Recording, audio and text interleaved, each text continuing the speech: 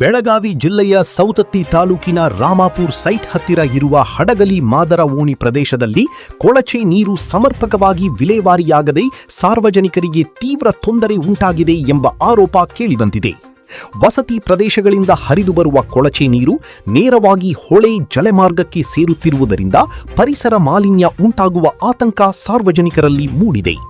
ಕೊಳಚೆ ನೀರಿನಿಂದ ದುರ್ವಾಸನೆ, ಸೊಳ್ಳೆಗಳ ಹಾವಳಿ ಹಾಗೂ ಸಾಂಕ್ರಾಮಿಕ ರೋಗಗಳ ಭೀತಿ ಎದುರಾಗಿದೆ ಎಂದು ಸ್ಥಳೀಯರು ಅಸಮಾಧಾನ ವ್ಯಕ್ತಪಡಿಸಿದ್ದಾರೆ. ಜನರ ಆರೋಗ್ಯ ಮತ್ತು ಪರಿಸರದ ಹಿತದೃಷ್ಟಿಯಿಂದ ಕೊಳಚೆ ನೀರನ್ನು ನೇರವಾಗಿ ಜಲಮಾರ್ಗಕ್ಕೆ ಬಿಡುವುದನ್ನು ತಕ್ಷಣ ತಡೆಯಬೇಕು. ಸೂಕ್ತ ಒಳಚರಂಡಿ ವ್ಯವಸ್ಥೆ ಕಲ್ಪಿಸಿ ಕೊಳಚೆ ನೀರನ್ನು ವೈಜ್ಞಾನಿಕವಾಗಿ ಸಂಸ್ಕರಿಸಿ ವಿಲೇವಾರಿ ಮಾಡುವ ವ್ಯವಸ್ಥೆ ಮಾಡಬೇಕು ಎಂದು ಸಾರ್ವಜನಿಕರು ಸಂಬಂಧಪಟ್ಟ ಅಧಿಕಾರಿಗಳನ್ನು ಒತ್ತಾಯಿಸಿದ್ದಾರೆ. ಸ್ಥಳೀಯ ಆಡಳಿತವು ಕೂಡಲೇ ಸ್ಥಳ ಪರಿಶೀಲನೆ ನಡೆಸಿ ಸಮಸ್ಯೆಗೆ ಶಾಶ್ವತ ಪರಿಹಾರ ಕಲ್ಪಿಸಬೇಕು. ಇಲ್ಲವಾದಲ್ಲಿ ಸಾರ್ವಜನಿಕರು ಹೋರಾಟದ ಹಾದಿ ಹಿಡಿಯಬೇಕಾಗುತ್ತದೆ ಎಂದು ಎಚ್ಚರಿಸಿದ್ದಾರೆ. ಇದೇ ಸಂದರ್ಭದಲ್ಲಿ ನಮ್ಮ ಕರಾಳ ಸತ್ಯ ಪ್ರತಿನಿಧಿ ಬಸವರಾಜ್ ತೋಟಗೀರ್ ಅವರ ಜೊತೆ ಮಾತನಾಡಿ ತಮ್ಮ ಅಳಲು ತೋಡಿಕೊಂಡರು. ನಾವಿವತ್ತು ಸೌದತ್ತಿ ತಾಲೂಕಿನ ನಗರಸಭೆಯ ಒಳಗಡೆ ಬರುವಂಥ ರಾಮಾಪುರ ಸೈಟ್ ಹತ್ತಿರ ಇರುವ ಹಡಗಲಿಯ ಮಾದರಹಳ್ಳಿಯ ಮಾದರಹಳ್ಳಿಯ ಒಂದು ಕಾಲನಿಯಲ್ಲಿದ್ದೇವೆ. ಈ ಕಾಲನಿಯಲ್ಲಿ ಅತಿ ಹೆಚ್ಚು ದುರ್ವಾಸನೆ ಹಾಗೂ ಅತಿ ಹೆಚ್ಚು ಗಲೀಜು ಇದರ ಕುರಿತು ಯಾರಿಗೆ ಇಲ್ಲಿ ಬರೋಂಥ ಮುಂಚೆ ಇದ್ದಂಥ ಮೆಂಬರ್ಗಳಿಗಾಗಲಿ ಯಾರಿಗೆ ಹೇಳೋದಾದರೆ ಯಾರೂ ಕೂಡ ಬಂದಿಲ್ಲ ಅನ್ನುವಂಥ ಒಂದು ಕಂಪ್ಲೇಂಟ್ ಇದೆ. ಸೊ ಆ ವಿಷಯ ಅಂಗವಾಗಿ ಈ ಕಾಲನಿಯ ಜನರು ಏನೇನು ಹೇಳ್ತಾರೆ ಸ್ವಲ್ಪ ಕೇಳೋಣ ಬನ್ನಿ. ಅವರ ತೊಂದರೆಗಳನ್ನು ನಮ್ಮ ಜೊತೆ ಹಂಚ್ಕೊಂತಾರೆ. ನಮಸ್ಕಾರ ಅಮ್ಮ. ಹೌದ್ರಿ, ನಮಸ್ಕಾರ ರೀ ಸಾಹೇಬ್ರ.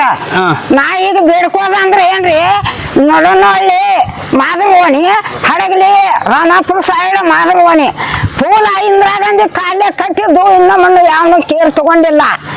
ಈ ಗಟಾರ ಅನ್ನೋದು ನೋಡ್ದಂಗ ಆಗೈತೆ. ಸೊಳ್ಳೆ ನಮ್ಮನ್ನು ಕುಂಡ್ರು ಕೊಡೋಲ್ಲ, ದಿನ ಒಂದು ಹಾವು ಬಡಿತಾರ.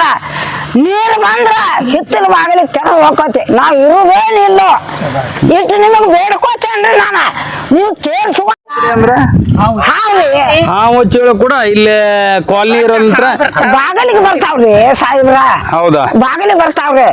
ನೀರು ಬಂದ್ರ ಅಂತ ನಮ್ಗೆ ದೊಡ್ಡ ತ್ರಾಸ ಐತ್ರಿ. ಮಳೆ ಆತಂತಂದ್ರ ಮನಿಯೊಳಗೆಲ್ಲ ನೀರ್ ಬರ್ತಾವ. ಹಿತ್ತಲಿಗೆ ತೆರೆದು ಹೋಗತ್ರಿ. ಹಿತ್ತಲ ಬಾಗಿಲ ಐತ್ರಿ, ಮುಚ್ಚಿ ಬಾಗಿಲ ಐತ್ರಿ. ನಮಗ್ ಬಾಳ ತೊಂದ್ರೆ ಕೊಟ್ಟೈತ್ರಿ. ಮುಂಚೆ ಬಾಗ್ಲೆ ಹಾಕ್ರಿ, ಹಿತ್ತಲ ಬಾಗ್ಲ ಹಾಕಿ ನೀರು ಒಳಗಡೆ ಬಂದು ಹಾವು ಚೇಳು ಇಂತ ಜೊತೆಗಳು ಬರ್ತಾ ಇದಾವ ಮನೆಯಲ್ಲಿ. ಚಿಕ್ಕ ಮಕ್ಕಳಿಗೆ ತೊಂದರೆ ಆಗ್ತಾ ಇದೆ. ಸಾಯಂಕಾಲ ಎಲ್ಲಿ ಮನೆಯಲ್ಲಿ ಕೂತ್ರ ಸೊಳ್ಳೆಗಳ ಕಾಟ ಅಂತ ಹೇಳ್ಬಿಟ್ಟು ಹೇಳ್ತಾ ಇದೀರಿ. ಅಷ್ಟೊಂದು ಗಲೀಜಿದೆ. ಹಿತ್ತಲ ಬಾಗಿಲ ಹಾಕಿದಾರ ನಾವು ತೆಗಿಯಂಗಿಲ್ರಿ. ಎಲ್ಲಾ ಕಡಿಸಿಕೊಂಡು ನಮ್ಮ ರಗಡ ಆಗೈತ್ರಿ. ಹೌದಾ? ಹ್ಞೂನ್ರಿ. ಇದನ್ನ ಯಾರು ಕೇರ್ ತಗೋಲ್ರಿ, ಇದನ್ನ ಯಾರು ಬೆಳೆಯಕ್ಕೂ ಬರವಲ್ರು. ಇದನ್ನ ಯಾರು ಬೆಳಿಬೇಕ್ರಿ ಇದನ್ನ? ಈ ಒಂದು ಅವ್ಯವಸ್ಥೆಯಲ್ಲಿ ನಾವು ಬದುಕ್ತಾ ಇದ್ದೇವೆ. ಇದು ತುಂಬಾ ತೊಂದರೆ ಇದೆ. ಇದರ ಬಗ್ಗೆ ಸ್ವಲ್ಪ ಗಮನ ಹರಿಸ್ಬೇಕಂತ ಹೇಳ್ಬಿಟ್ಟು ನೀವು ಕೇಳ್ಕೊತಾ ಇದ್ದೀರಾ? ಮೊನ್ನೆ ನಮ್ಮ ಶಾಸಕರು ಬಂದಿದ್ರಿ ಇಲ್ಲಿ. ನಮ್ಮ ಮೊನ್ನೆ ಅಂದ್ರೆ ಯಾವಾಗ ಅದು? ಈಗ ಒಂದು ವಾರದ ಹಿಂದ್ಗಡೆ ಬಂದಿದ್ರಿ. ಅವ್ರು ವಿಸಿಟ್ ಮಾಡಕ್ ಬಂದ್ರಿ. ವಾರ್ಡ್ಗಳು ವಾರ್ಡ್ ಬಂದ್ರೆ ವಾರ್ಡ್ ಮೆಂಬರ್ ಕರ್ಕೊಂಡ್ ಬಂದಿದ್ರಿ. ಅವ್ರು ವಾರ್ಡ್ ಮೆಂಬರ್ ಪ್ರವೀಣ್ ಪಟ್ಟಣ ಶೆಟ್ಟಿ ಅವರು ಕರ್ಕೊಂಡ್ ಬಂದಿದ್ರಿ. ಕರ್ಕೊಂಡ್ ಬಂದ್ರ ಅಚ್ಕಡೆ ಅಂಬಿಗಾರ್ ಓಣಿಯಿಂದ ಅತ್ತ ಕರ್ಕೊಂಡು ಹೋದ್ರಿ. ಅವ್ರು ಎಸಿ ಕಾಲನಿಗೆ ಬಾ ಅಂತಂದ್ರೆ ಬರ್ಲಿಲ್ರಿ. ಅವ್ರು ಯಾಕೆ ಬರಲ್ರಿ ಅಂತ ಕೇಳಿದ್ರು. ಅವ್ರನ್ನ ಕೇಳಿ ಅವ್ರು ಅಧಿಕಾರಿಗಳು ಕೊಟ್ಟು ಕಳ್ಸಿರಿ. ಅವ್ರು ಕೊಟ್ಟು ಕಳ್ಸಿರಿ. ನೋಡ್ರಿ ನೋಡ್ಕ ಸ್ವಲ್ಪ ಸರಿ ಮಾಡ್ತಾವ ಅಂತ ಹೇಳಿದ್ರಿ. ಅಲ್ಲಿ ಸ್ವಲ್ಪ ಹಚ್ಚಿದ್ರೆ ಸ್ವಲ್ಪ DCP ತಮ್ಮ ಸ್ವಲ್ಪ ಇದನ್ನ ಮಾಡ್ಕಸ ಹೋದ್ ಫೋನ್ ಹಚ್ಚಿರಿ. ಹೋದ್ ಫೋನ್ ಎಬ್ಸಲ್ರಿ ಅಧಿಕಾರಿಗಳು ಯಾವುದೇ ರೀತಿ ನಿಮ್ಗೆ ಮಾಡ್ತಾ ಇಲ್ಲ. ಒಂದಿಗೆ ನಿರ್ಲಕ್ಷ್ಯ ಮಾಡ್ತಾರೆ ಅಧಿಕಾರಿಗಳು. ಕಾರ್ಪೊರೇಷನ್ ಕೆಲಸ ಸ್ಪಂದನೆ ಮಾಡೋದಿಲ್ಲ ಇಲ್ರಿ. ನಿಮ್ಗೆ ಯಾವುದೇ ರೀತಿ ಕೆಲಸ ಮಾಡ್ಕೊಡ್ತಾ ಇಲ್ಲ. ಯಾವ್ದಿಲ್ಲ ಇಲ್ರಿ. ಇದೊಂದು ಅಳಲ್ ನಿಮ್ಮ ಹತ್ರ ಐತಿ. ತಮ್ಮ ಹೆಸರೇನು? ಪುಂಡ್ಲಿಕ್ ಮಾದರ್ ಅಂತ. ಪುಂಡ್ಲಿಕ್ ಮಾದರ್ ಏನ್ ಹೇಳ್ತಾ ಇದಾರಂತೆ, ಮೊನ್ನೆ ಕೂಡ ಶಾಸಕರು ಇಲ್ಲಿ ವಾರ್ಡ್ ವಿಸಿಟಿಗೆ ಬಂದಾಗ ಅದು ಯಾವುದೇ ರೀತಿಯಾಗಿ ಒಂಥರ ಕಸಿ ಡಿಬ್ಬಿ ಮಾಡ್ಬಿಟ್ರೆ ನಮ್ಮ ಅರ್ಜಂಗಿರಿ ಉಣ್ಣಿರಿ ಸರ್. ಇಲ್ಲಿ ಯಾರು ದೇಕರಿಕೆ ಇಲ್ಲ ಸರ್. ಇಲ್ಲ ಸರಿ, ಮತ್ತೇನ್ ತೊಂದರೆ ಆಗ್ತೈತೆ ನಿಮ್ಗೆ ಇದರಿಂದ? ಅಲ್ಲಿ ಸರ ಟಾಯ್ಲೆಟ್ ರೂಮ್ ಐತೆ ಸರ್. ಟಾಯ್ಲೆಟ್ ನೀರಿಂದ ಅಲ್ಲಿ ಟಾಯ್ಲೆಟ್ ರೂಮ್ ಐತಿ ಸರ್. ಇಲ್ಲಿ ನೋಡಿದ್ರಿ ಅದೆಲ್ಲ ಪೂರ ಇದಾಗ್ಬಿಡು ಸರ್. ಅದೆಲ್ಲ ಏನಾಗಿದೆ? ಅದು ಟಾಯ್ಲೆಟ್ ರೂಮ್ ಎಲ್ಲ ರಾಡ್ ಆಗ್ಬಿಡು ಸರ್. ಎಲ್ಲಿದೆ ಅದು? ಅಲ್ಲಿ ಇದೆ ಸರ್. ನಾವು ಓಣಿ ಮುಂದೆ ಐತಿ ಸರ್. ಮುಂದ್ಗಡೆ ಕೂಡ ಟಾಯ್ಲೆಟ್ ಕಟ್ಟಿಸಿದಾರಲ್ಲ? ಕಟ್ಟಿದಾರೆ ಸರ್. ಕಟ್ಟಿದಾರ್ರಿ. ಅದು ನೀರಿನ ಅವಸ್ಥೆ ಇಲ್ರಿ, ಸ್ವಲ್ಪ ಸ್ವಚ್ಛತೆ ಅನ್ನೋದು ಇಲ್ರಿ. ಏನಿಲ್ಲ ಸರ್. ಇಲ್ಲಿ ಅದು ಹೆಣ್ಮಕ್ಳು ರೋಡ್ ಮ್ಯಾಗ ಕೂತ ಸರ್. ಅವ್ರು ಒಂದು ಟಾಯ್ಲೆಟ್ ರೂಮ್ ಇದ್ರಿ. ಮಾಡ್ಕೊಡ್ತಾ ಅಂತಾರೆ ಸರ್. ಮಾಡೋದ ಸ್ಕೀಮ್ ಎಲ್ಲ ಅದಿಲ್ಲ ಸುಮ್ಕ ಬರ್ತಾರೆ ಸರ್. ಯಾಕತ್ತೆ ಒಂದು 3-4 ವರ್ಷ ಸರ್ ಅವ್ರಿಗೆ ಯಾಕತ್ತೆ ನಾವು ಇನ್ನು ಬಯಲು ಶೌಚಾಲಯ ಮುಕ್ತ ಆಗಿಲ್ಲ. ಸರ್ ಆ?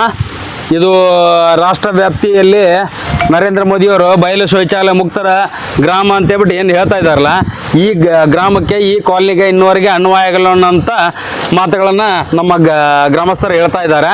ದಯವಿಟ್ಟು ಸಂಬಂಧಪಟ್ಟಂಥ ಅಧಿಕಾರಿಗಳು ಈ ಒಂದು ಏನು ಇವ್ರದ್ದು ನೋವಿದೆಯಲ್ಲ, ಅಳಲು ಏನಿದೆಯಲ್ಲ, ಅದಕ್ಕೆ ಸ್ಪಂದನೆ ಮಾಡಿ ಇಲ್ಲೆಲ್ಲ ಸ್ವಚ್ಛಗೊಳಿಸಿ ಒಳ್ಳೆ ಏನು ಬಯಲು ಶೌಚಾಲಯ ಮುಕ್ತ ಗ್ರಾಮ ಅಂತ ಏನು ಇದೆಯಲ್ಲ, ಕಾಲನಿ ಆಗಲಿ ಏನಾಗಲಿ ಅದನ್ನು ಸರಿ ಮಾಡಬೇಕು.